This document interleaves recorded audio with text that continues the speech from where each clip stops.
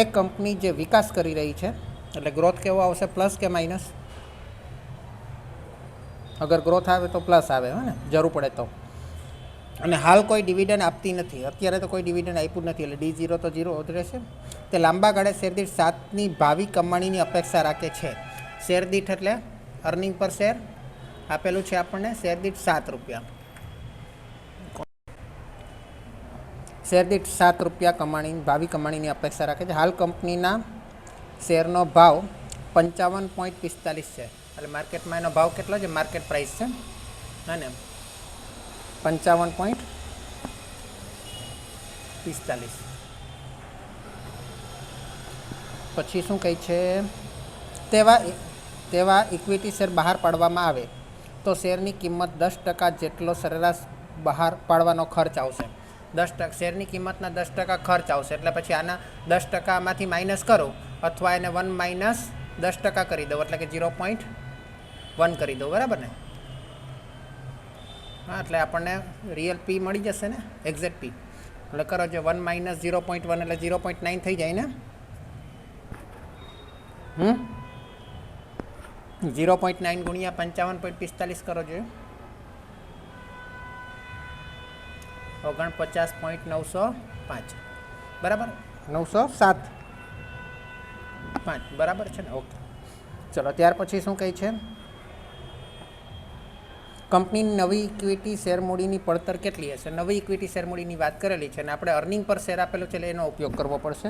તો equity share મૂડીની પડતર, equity share મૂડીની પડતર બરાબર, તો ઉપર આપણે દર વર્ષે કેટલા આપવા પડશે? તો કે અહીંયા અર્નિંગ પર શેરની વાત છે. અર્નિંગ પર શેરની વાત હોય તો એની અંદર અનામતનો ભાગ પણ આવી જાય, બરાબર ને? 7. અને નીચે કેટલા થશે? 49.905, બરાબર છે? ચલો, સૂત્ર મૂકવું હોય તો સૂત્ર મૂકી દો. 7 શું છે? અર્નિંગ પર શેર, અને છેદમાં પી. ચલો, શું આવશે જવાબ?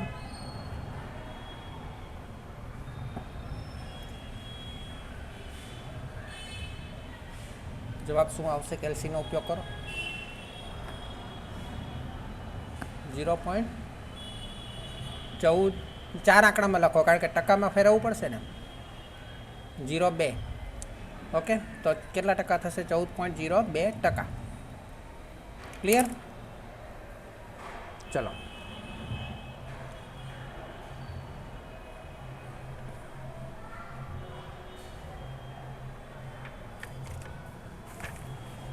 ચલો. આની અંદર કોઈ આપણને ગ્રોથ રેટ આપેલો જ નથી, એટલે આપણે ગણ્યો નથી. સ્ક્રીનશોટ લેવાઈ ગયો?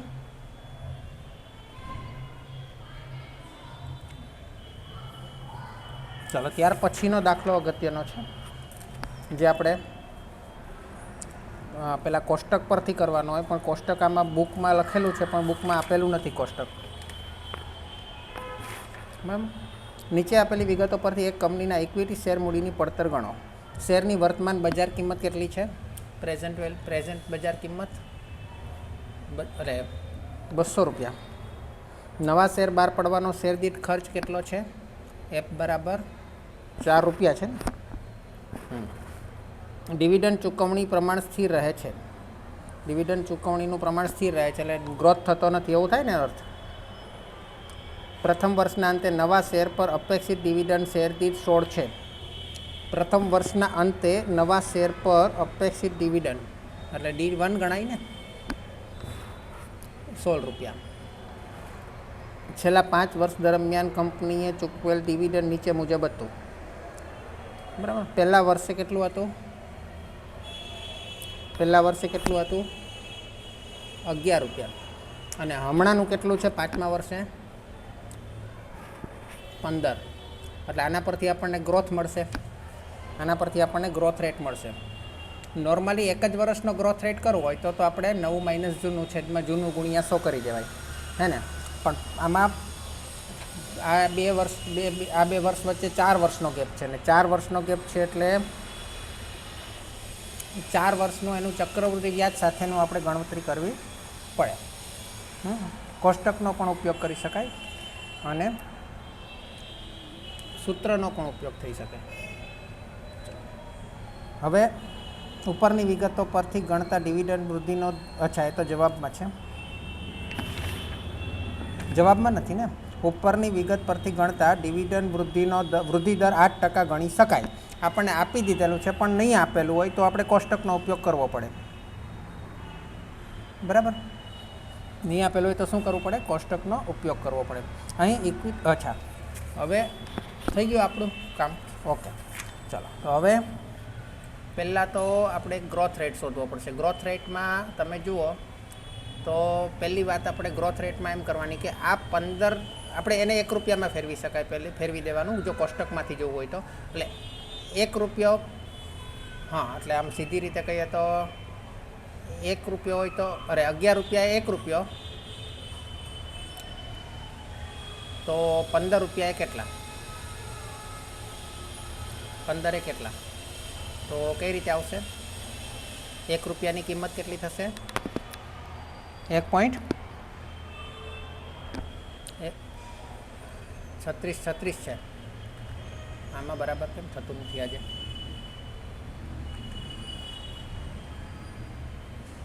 આમાં બુકમાં આપેલું છે એટલે આગળ 36 છે એટલે 364 કરી દીધું, બરાબર છે.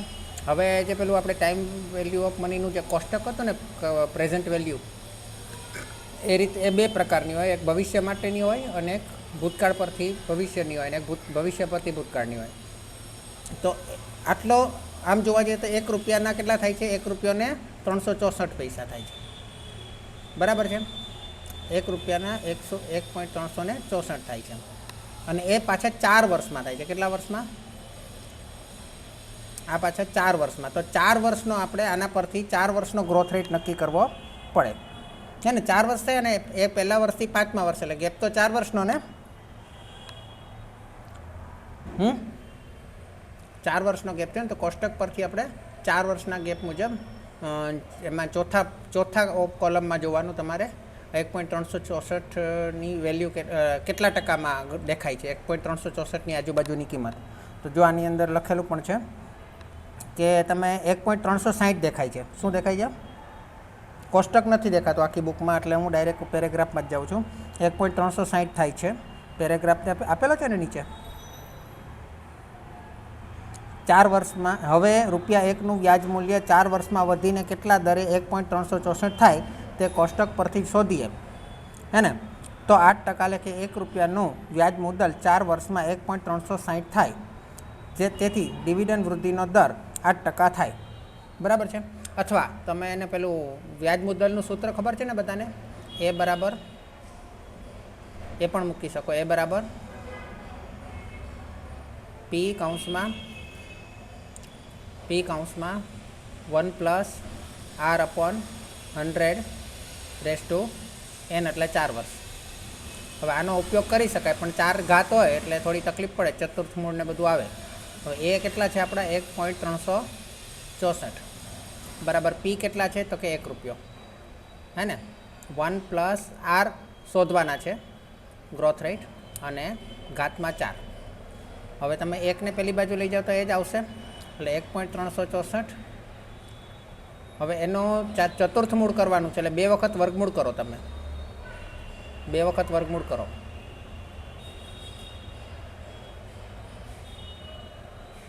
.364નું 2 વખત વર્ગમૂળ કરો.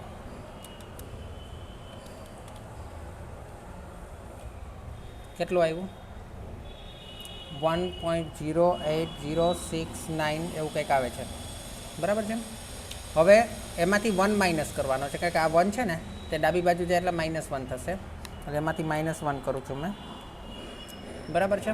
પછી 100 છેદમાં છે એટલે 100ને હું ડાબી બાજુ લાવું તો ગુણાકારમાં આવશે, એટલે × 100 કરું છું. એટલે મને કેટલા ટકા મળ્યા? 8.07% મળ્યા. જુઓ તમે કેલ્સીથી કર્યું, તમે કેલ્સીથી પણ કરી શકાય. જુઓ સૂત્ર 4 ઘાત છે એટલે કરી શકાય, 3 ઘાત હોતે તો નહીં થતે. મળ્યું બધાને? થયું? બધાનો આન્સર આવ્યો? 4 આંકડામાં બોલો. 1.3636. હા ઓકે, 1.3636 બરાબર. 11 તો આ બાજુ આવી ગયા ને છેદમાં, અહીંયા તો 1 plus r upon 100 raise to n હે ને. તો આ 1 ને ડાબી બાજુ લાવીએ તો શું થાય? માઇનસ થાય. -1 કરો. અરે 1 ને ડાબી બાજુ નહીં લવાશે ને, પહેલાં તો n છે ને, અને n બરાબર 4 છે. 4 છે એટલે આપણે ચતુર્થ મૂળ કરવું પડશે ને અહીંયા. n બરાબર 4 છે એટલે આનું 4 ને ડાબી બાજુ લાવો તો શું થાય? ચતુર્થ મૂળ થાય કે નહીં? 4 ઘાત છે તો 4 ઘાત છે તો ચતુર્થ મૂળ થાય ને પ્રિયંકા? ઓકે, તો હવે ચતુર્થ મૂળ કઈ રીતે કરશો? 2 વખત વર્ગમૂળ કરી દો. 1.3636 નું 2 વખત વર્ગમૂળ કરી દો. હા, 1.0806 બરાબર. બરાબર. અચ્છા, હવે 1 ને ડાબી બાજુ લઈ જઈએ તો માઇનસ થાય. બરાબર r અપોન 100. ચલો કેટલા થયા? તો કે 0.0806 થયા. અને 100 ડાબી બાજુ લાવો તો ગુણ્યા 100 થાય. બરાબર r મળી જાય. કેટલા મળશે? 8.06%. બરાબર છે? બોલો યસ ઓર નો? સમજ પડી ગઈ ને હવે? ઓકે,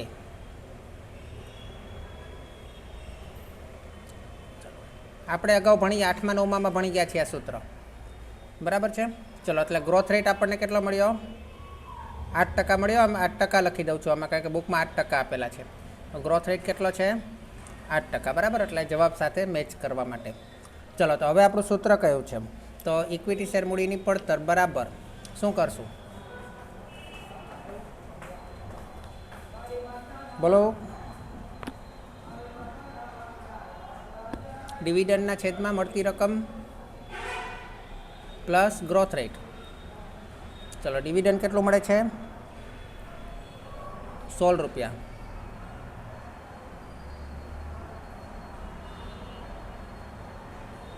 આમાં પણ 200 રૂપિયા મળે છે એમ લખેલા છે. ડિવિડન્ડ તો આપણે 100 રૂપિયા લખી દઈએ. પણ આપણને પીમાં શું કીધેલું? 200 રૂપિયા શું છે? બજાર કિંમત છે. અને નવા શેર બહાર પડવાનો ખર્ચ આપેલો છે 4 રૂપિયા. પણ અહીંયા આપણે શું પ્રશ્ન શું પૂછ્યો છે?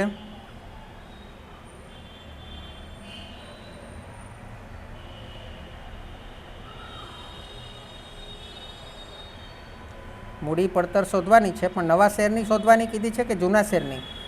વર્તમાન શેરની શોધ, એવું કંઈ શબ્દ નથી આપેલો. બરાબર. નવા શેરની હોય તો આપણને ખર્ચ લાગશે 4 રૂપિયાનો. પણ હાલમાં જે આપણી પાસે ઓલરેડી શેર છે તેની કંઈ વાત કરેલી નથી ખર્ચની પણ, અને એ બી વર્તમાન શેરની નથી કીધી. કંઈ નહીં, આપણે બંને શોધી કાઢીએ.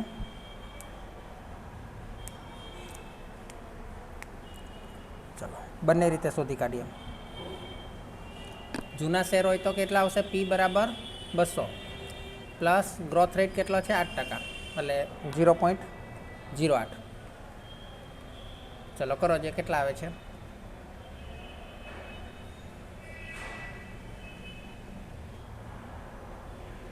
16/200. 0.08 પ્લસ 0.08 એટલે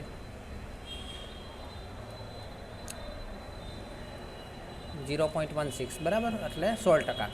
પણ નવા શેર બહાર પાડવાના હોય તો આ 200ની જગ્યાએ કેટલા થઈ જશે? તો કે 4 રૂપિયાનો ખર્ચ થશે, એટલે 196 રૂપિયા થઈ જશે. Plus growth rate 0.08. હવે કરો જોઈએ.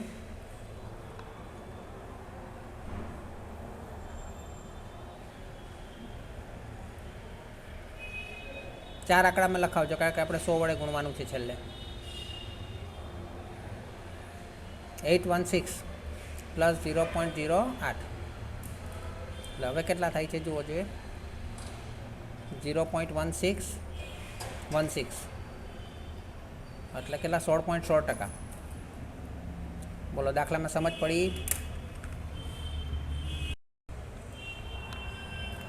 ગાર્ડન લિમિટેડના નવા ઇક્વિટી શેર બહાર પાડવાનો વિચાર કરે છે. તેના ઇક્વિટી શેર હાલ બજારમાં 140ના ભાવે વેચાય છે. એટલે બજાર કિંમત કેટલી છે? બજાર કિંમત કેટલી છે? પી બરાબર 140. પછી છેલ્લા 5 વર્ષના ડિવિડન્ડની ગણતરી વિગતો નીચે મુજબ છે. પહેલા વર્ષે કેટલા છે? 12 રૂપિયા. અને 5મા વર્ષે કેટલા છે? 16.30. ચલો હવે આના પરથી ગ્રોથ રેટ શોધી કાઢો જોઈએ. કોણ શોધશે? ચલો જોઈએ કરો. એ બરાબર પી કૌંસમાં 1+r/100 આમાં બી 4 વર્ષ જ આવશે.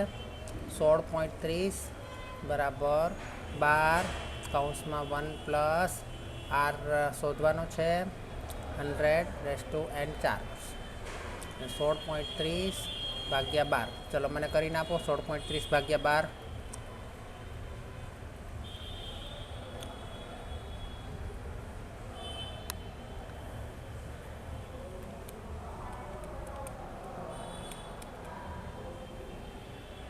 બોલો. 1.358 અને 3 હજુ લખી દઉં 4 આંકડામાં. હવે એનું શું કરવાનું છે? ચતુર્થ મૂળ કાઢવાનું છે.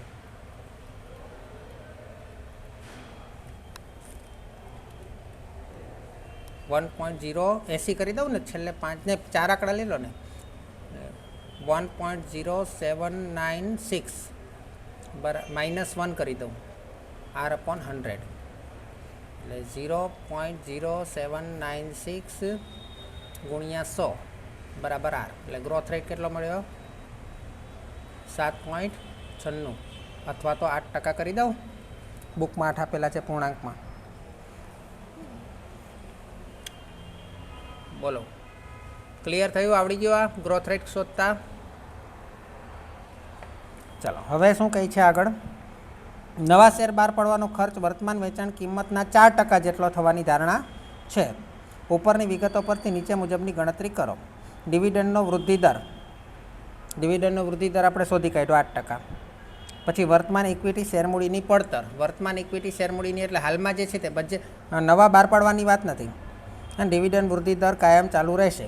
તો હમણાં આપણે કરેલું તેમ કે બરાબર બોલો D/P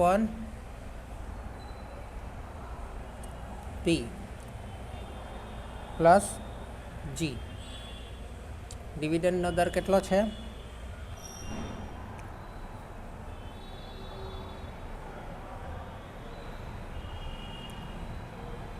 છેલ્લા વર્ષનો. વર્તમાન એટલે 5મું વર્ષ. આ છેલ્લા 5 વર્ષની માહિતી આપેલી છે ને. સોરી, આ તો પાછલા 5 વર્ષનો છે એટલે ચાલુ વર્ષનો બી લખવો પડશે ને, ગણવો પડશે ને. તો 16.30માં 8% પ્લસ કરી દો. 16.30 પ્લસ 8% કરી દો.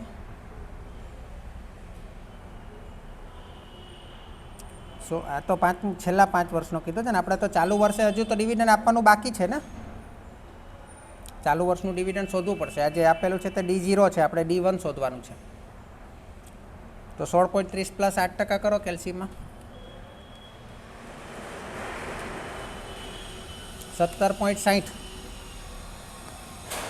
ઓકે, 604 લખેલા છે ને. 17.604. અને પી કેટલું છે?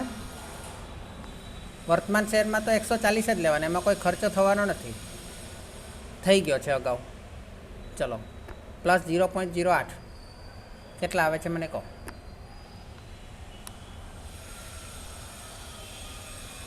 $17.604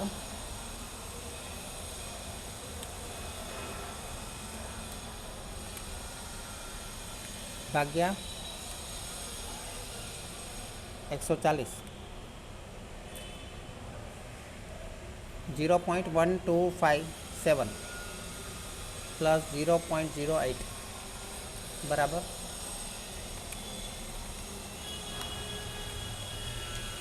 0.2057 એટલે કે કેટલા? 20%. 20.57%. ચલો હવે વર્તમાન શેરમૂડીની પડતર નહીં પણ નવા બહાર પડવાના શેરમૂડીની પડતર ગણવાની હોય તો આપણે પેલો ખર્ચ બાદ કરવો પડે. ખર્ચ કેટલો આપેલો છે? આ વખતે ટકામાં આપેલો છે. તો કંઈ નહીં, 140 માઇનસ શું કરવાનો? P બરાબર 140 में का तो माइनस तमे सीधा करी दो 4%, केलसी थी डायरेक्ट करी दो, नहीं तो तमे गणतरी करो पी बराबर 140 कौंस में 1 माइनस 0.04 કેટલા આવે છે પી બરાબર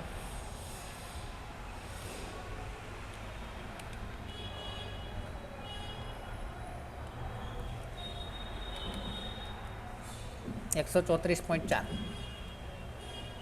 હવે આપણે આ લેવાનું નવા શેર બહાર પડવાનો હોય તો અત્યારે ખર્ચ કરવો પડશે, બરાબર છે। એટલે ડી અપોન પી પ્લસ ગ્રોથ રેટ, ડી તો આપણું પહેલું જ લેશું સર, નવા શેર જ બહાર પડવાના છે એટલે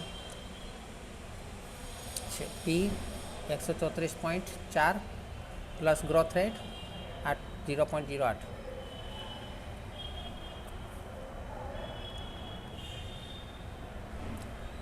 17.604 છે।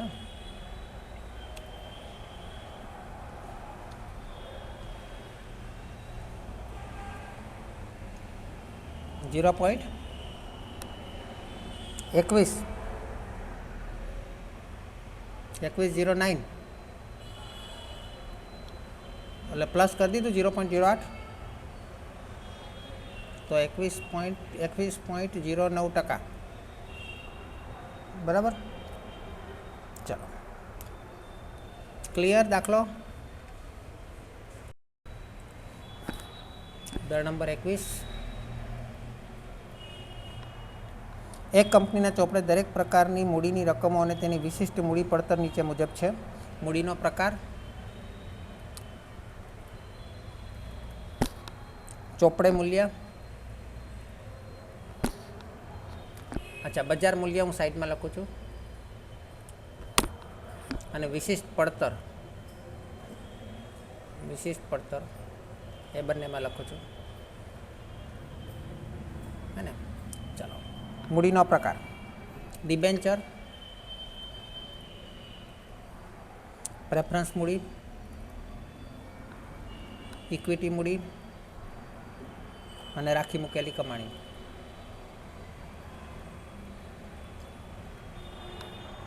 હવે ચોપડે મૂલ્ય 6 લાખ, 1.4 લાખ,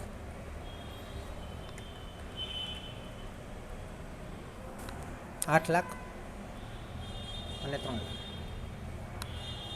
અને વિશિષ્ટ પડતર કેટલી છે 6.0%, 6.0% એટલે 6%, 9%, 14% અને 10%। જો ઇક્વિટી રાખી મૂકેલી કમાણીની ટકા ના આપેલા હોય તો ઇક્વિટી શેર મૂડીવાળા લઈ લેવાના, બરાબર। ચલો હવે ઉપરની વિગતો પરથી મૂડીની ભારિત સરેરાશ પડતર શોધો। ચોપડે મૂલ્યને ભાર આપીને અને બજાર મૂલ્યને ભાર આપીને, પહેલાં ચોપડે મૂલ્યને ભાર આપીને આપણે કરીએ તો મેં તમને કાલે શીખવાડ્યું એ રીતે, અગાઉ શીખવાડેલું એ રીતે અલગ અલગ પછી કરશું। પહેલાં આપણે સાથે કરી દઈએ તો 6 લાખના 6% કેટલા આપવા પડશે, 6 લાખના 6% કેટલા આપવા પડશે,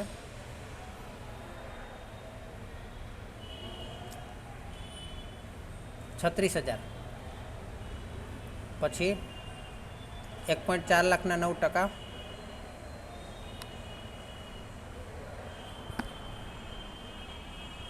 12,600। પછી 8 લાખના 14%,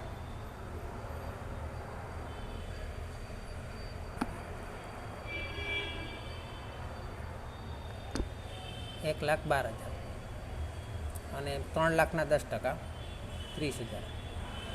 ચલો આનો કુલ ટોટલ કરો અને આનો કુલ ટોટલ કરો।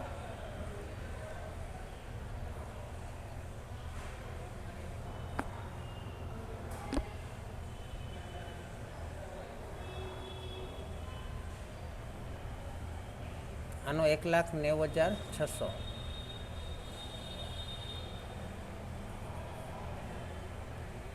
$18,40,000।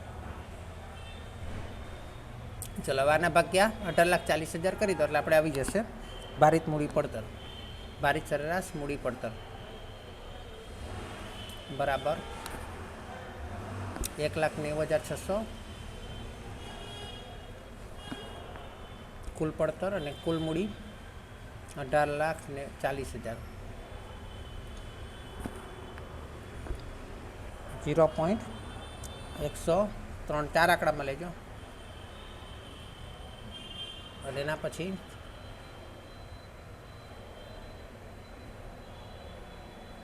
પછી શું છે? 6 થઈ જાય છે 5ના?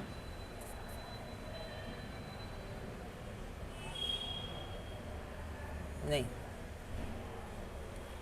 હા, એટલે 1,90,600 ભાગ્યા 18,40,000. હા, એટલે આ 5ના 6 થઈ જાય છે ને, આગળ 8 છે એટલે. હા, હવે આને 100 વડે ગુણી દો એટલે 10.36%.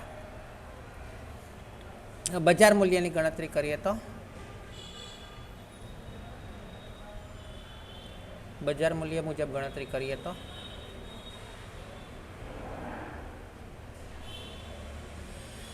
ચલો, હવે બજાર મૂલ્ય કેટલું આપેલું છે? 5,70,000. 1,60,000. હવે આની અંદર તમે જુઓ 15,40,000 છે, પણ ઇક્વિટીના આપેલા છે, રાખી મૂકેલી કમાણીના નથી આપેલા. આવું કેમ કર્યું છે મને જરા કહેશો?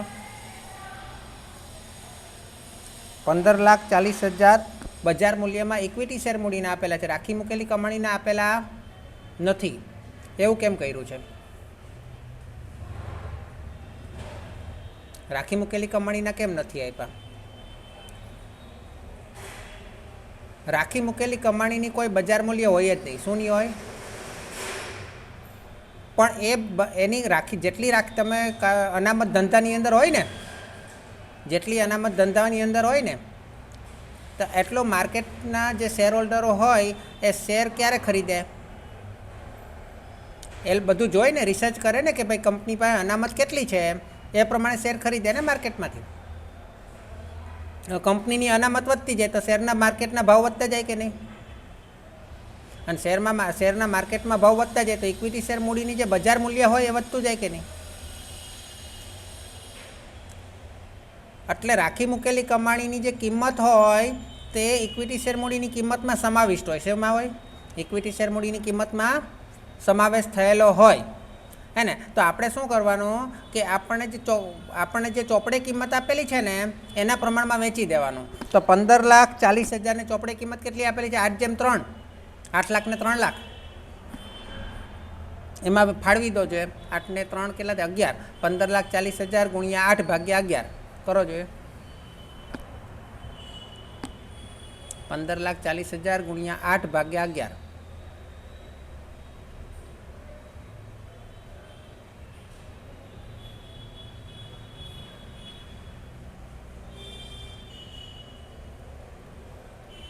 અને પછી 15,40,000 ગુણ્યા 3 ભાગ્યા 11. 8/3 વેચવાના છે.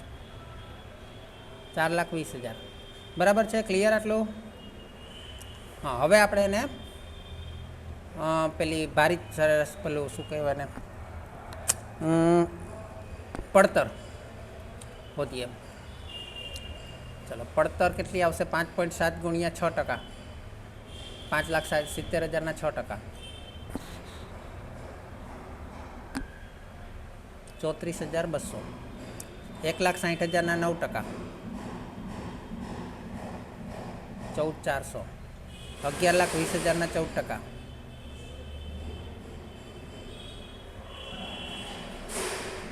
1,56,800. અને 4,20,000 10%. 42,000. ચલો, સરવાળો કરો ને ભાગાકાર કરો. 22,70,000. આ બધા લાખમાં છે, તમારે લાખમાં લખવાના.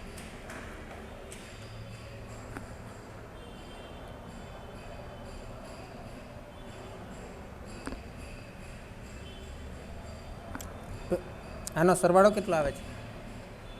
2,47,400. ઓકે, તો ભારિત મૂડી પડતર 2,47,400 ભાગ્યા 22,70,000 કેટલા આવે? 0.1089 એટલે 10.89%. ક્લિયર?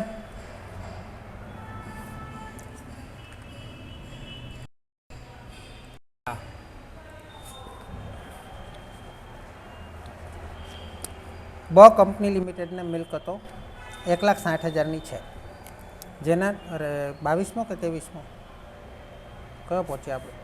હા, 22મો. 1,60,000ની છે, મિલકતો આપી છે.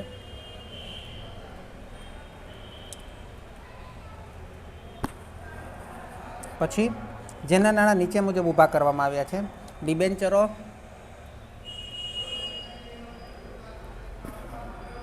₹52,000, ઇક્વિટી શેર 90,000,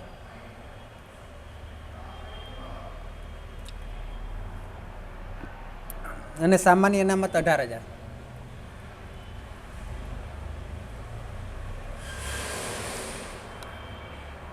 કંપનીનો વ્યાજ અને કરવેરા બાદનો 31 માર્ચ 2000ના રોજ પૂરા થતા વર્ષનો નફો વ્યાજ અને કરવેરા બાદનો આપેલો છે ભાઈ, અર્નિંગ પર શેર નથી. હે ને? વ્યાજ અને કરવેરા બાદનો એટલે ખબર છે ને શું કહેવાય એને?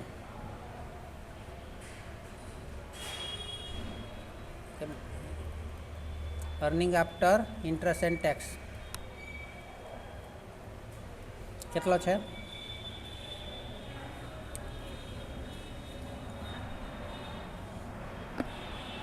13,500. તે ડિબેન્ચર પર 8% વ્યાજ ચૂકવે છે. ડિબેન્ચર 8%ના છે, બરાબર. અને નફા પર 50% આવકવેરો ભરે છે, 50% કરવેરા છે. ટી બરાબર 50%. અને નફા પર 50%. તેના ઇક્વિટી શેર ₹100ના છે, અને એવા કુલ 900 શેર છે. ઇક્વિટી શેર ₹100ના છે, અને એવા 900 શેર છે, એટલે 100 × 900, જેની શેરથી બજાર કિંમત 120 છે. બજાર કિંમત 120 છે. તે તો ભારિત સરેરાશ મૂડી પડતર ગણો. જો સૌથી પહેલી વસ્તુ,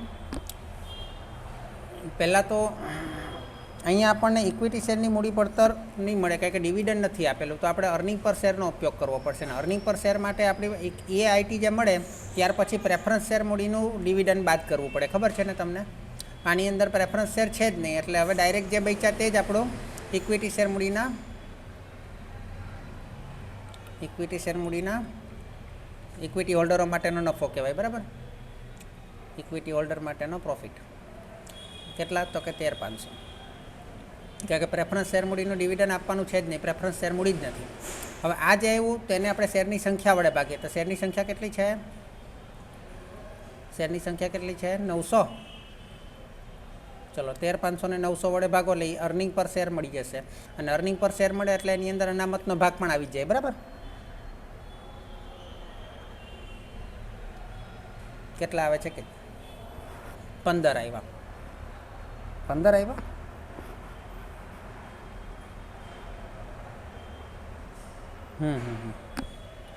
ચલો, કંઈ હવે ડિબેન્ચર. તો ડિબેન્ચરની વાત કરીએ તો ડિબેન્ચરનું પહેલાં આપણે મૂડી પડતર હોદવી પડશે, પછી આપણે બીજી મૂડી પડતર હોતીએ.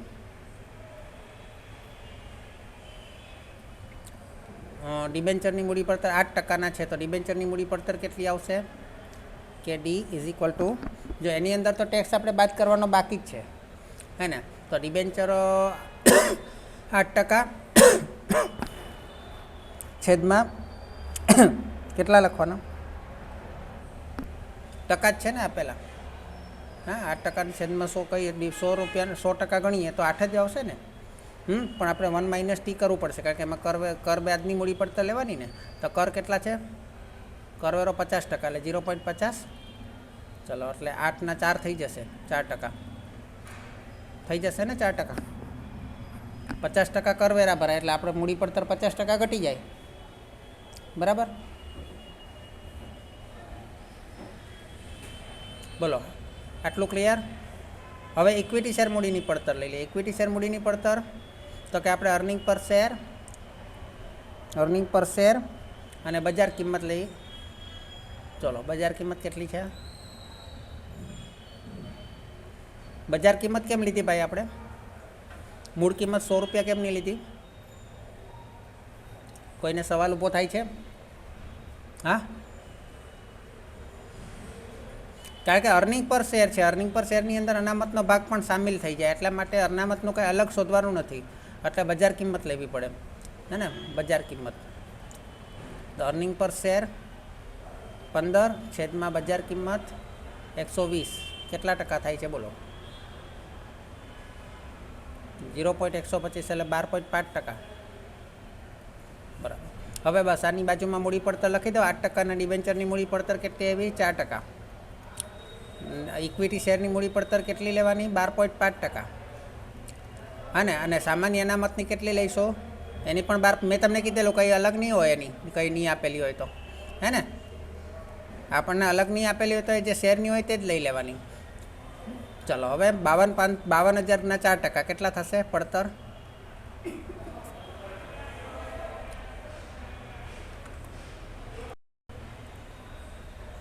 2080. ચલો 90,000ના 12.5%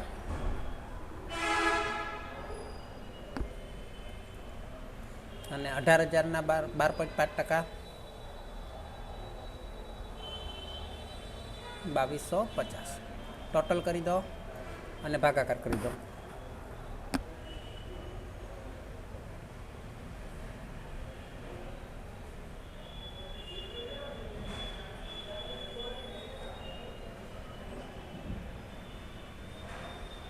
ડાયરેક્ટ આવી ગયો, ટોટલ નહીં કરવાના. 15,580 અને આમાં 1,60,000. ચલો 15,580 ભાગ્યા 1,60,000 કરો જે 0.0973 37 એટલે 4 કરી દો એટલે 9.74%.